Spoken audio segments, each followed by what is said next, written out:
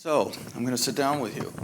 So thank you very much for allowing people to share and steal what you've already built and learned. So, Claire, you were both part of the Inches Matter program. Yes. And so let me explain what that is.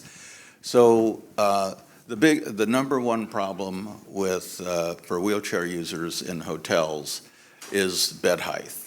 And the problem is that, and it's not part of the ADA, so there's nothing to fear for hotels because wheelchair users have multiple bed heights.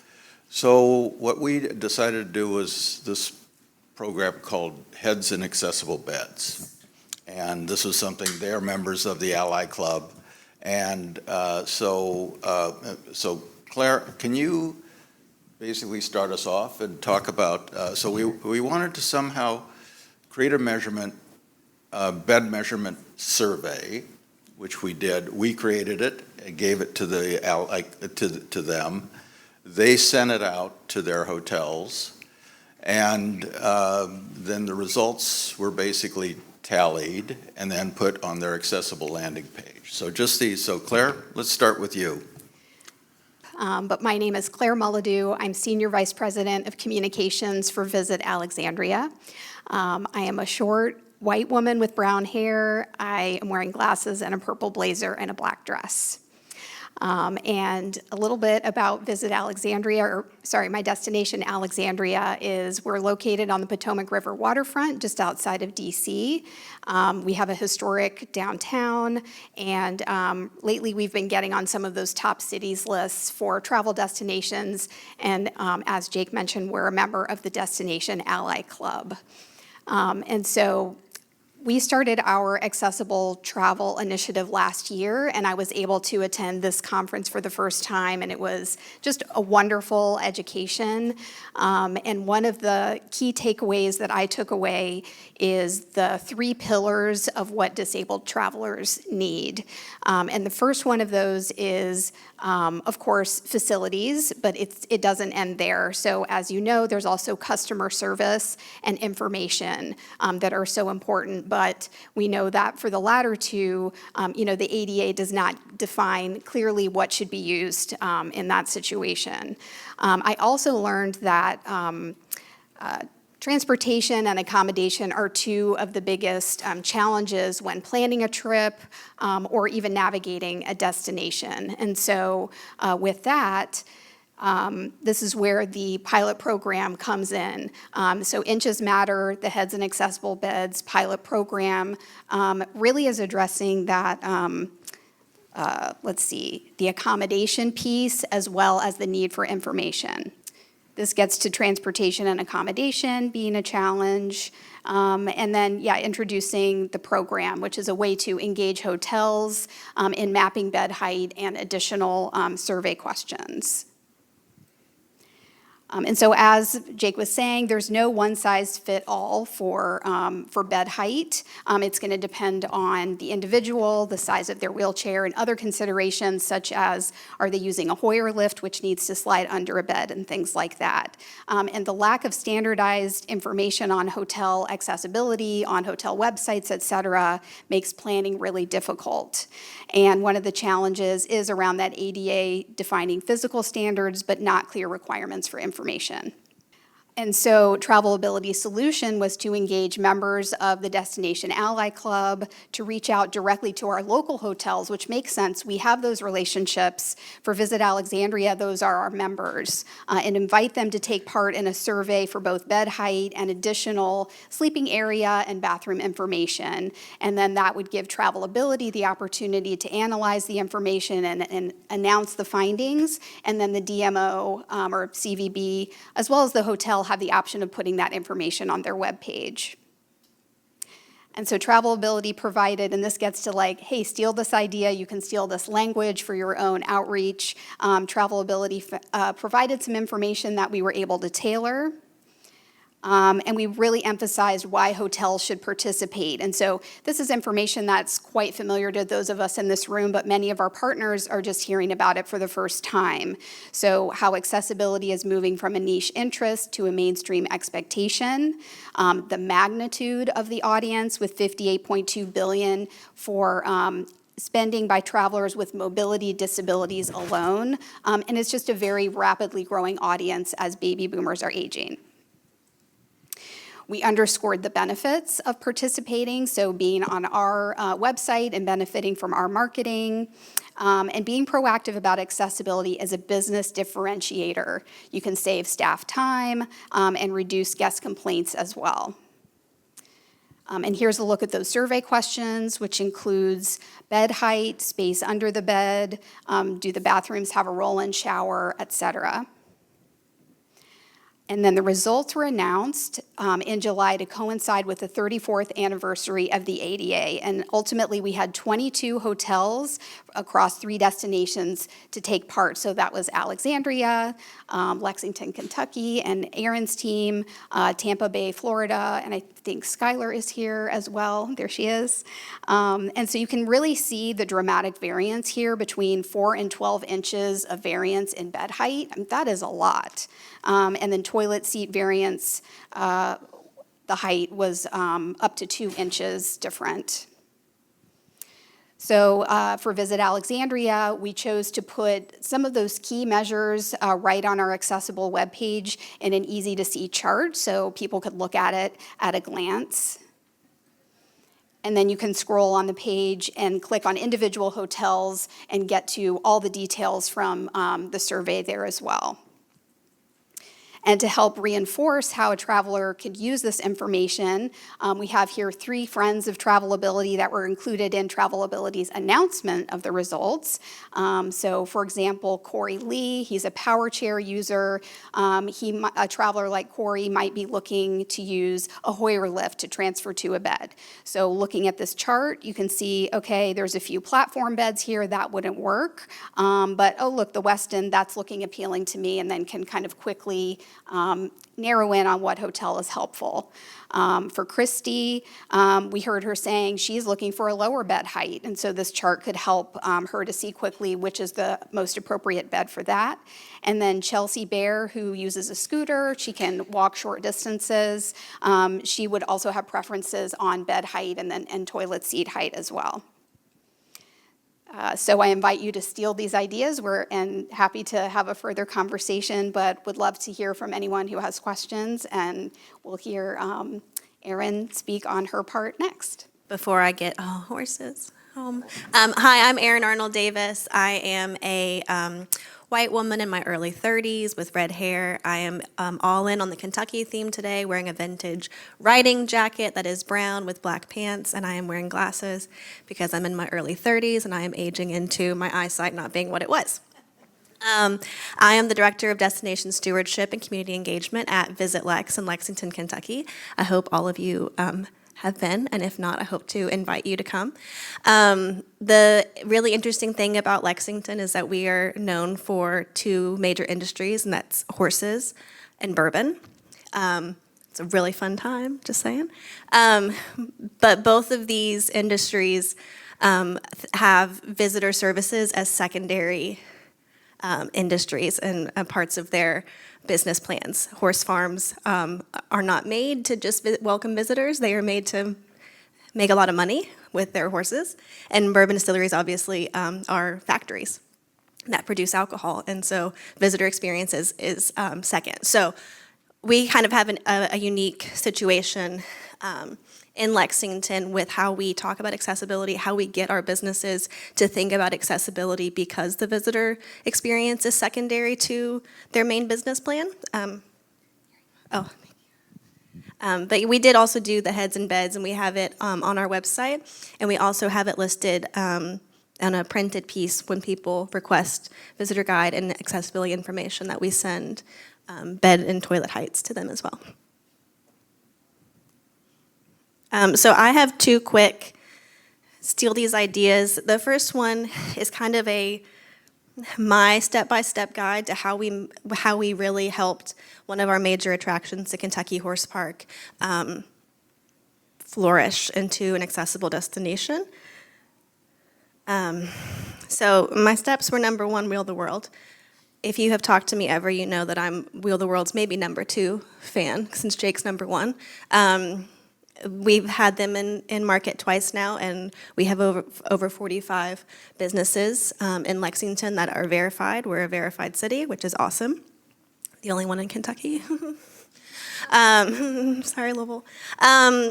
Then I worked with their marketing director at the Kentucky Horse Park to create a landing page. We did the Hidden Disability Sunflower Program, and then the Stealtheseideas is sensory maps, so I'll get into that too. So number one, a really great place to start if you have the budget for it is to have Wheel the World come and market and get started for you to do these assessments. This is my 3rd Travelability conference. Year 1, I was starry-eyed and overwhelmed. And then last year, I got to speak on a panel about how to get started, and now I have ideas to be stolen, apparently. So it can happen. It's me at Visit Lex doing this. So Wheel the World's a really great tool to get started, to get you the information. Their booking platform is amazing, all the information that they give back to you. So Kentucky Horse Park was excited to be a part of Wheel the World. So we had them go out and do all this stuff. And then we had some fun things this year. We had what we called the Disabilities Day Out photo shoot. We had over 3 days. We invited local Lexingtonians with various disabilities. We paid them all a little bit of money. It gave them fun days out. We spent 1 day at the 21C Museum Hotel with lunch and the Art Museum, got to see some rooms, and we spent a whole day at the Kentucky Horse Park. So we got really great photography for the horse park that day. The Kentucky Horse Park did not, until September 2024, have any accessibility information on their website at all. So they had a little line that said, "Call us." Well, that's, terrible. So the marketing director and I sat down and we were like, okay, let's just get started. The most important thing to remember is that any information is better than no information. And you can kind of see here, we added on the second paragraph that we're a working horse farm, the rolling hills of Kentucky. It is a working horse farm. There are some paved paths. But they are rolling hills. And so they have wheelchairs, mobility chairs to rent at their visitor center if you need help. But it was important for them that they let people know that, like, this is what we are. This isn't Disney World. This is a working horse farm. So we added that in as well, including how long the barns are from each other, how long it might take you, if there are stops along the way, if there are benches along the way, if there is shade, all sorts of information that people might need. The conclusion of the Kentucky Horse Park is that in the summer, the state of Kentucky invited Corey Lee, an influencer, to Kentucky, and he spent the day at the Kentucky Horse Park and had an amazing experience and did an amazing video all about the horse park and talking about how great their information was, the wheelchair accessible shuttle that they have, the carriage rides, all sorts of stuff. So it just goes to show that with really little effort, you can really do something really great and create a really great landing page. Please check it out if you ever want to come to the horse park. It's a really fun time, and you can get up close and touch horses. The second industry is bourbon. So we had Bespoken Spirits and James E. Pepper distilleries on Wheel the World, and then we are working with Bespoken on sensory maps. So this was a way for us to provide information to people with sensory processing disorders, autism, ADHD, other sorts of neurodivergence, to have as much information as possible before they go to one of our attractions. And so both the horse park and Bespoken are part of this. So this is the Stealtheseideas. Oh, there's Pepper. That's Wheel the World. Yay for them. And so I've worked with the Autism Society of the Bluegrass, and we came up with sensory signals, that we're calling them, that will be put on maps of all of the attractions that participate to help prepare people to what they might experience. I'm not gonna lie, I stole this idea from the Guinness factory in Ireland. So thank you, Guinness factory. They did warn me about flashing lights, which I'm very sensitive to. And I was like, that's a really great idea. They have so much information. Their autism nonprofit in Ireland is amazing. I've talked to them.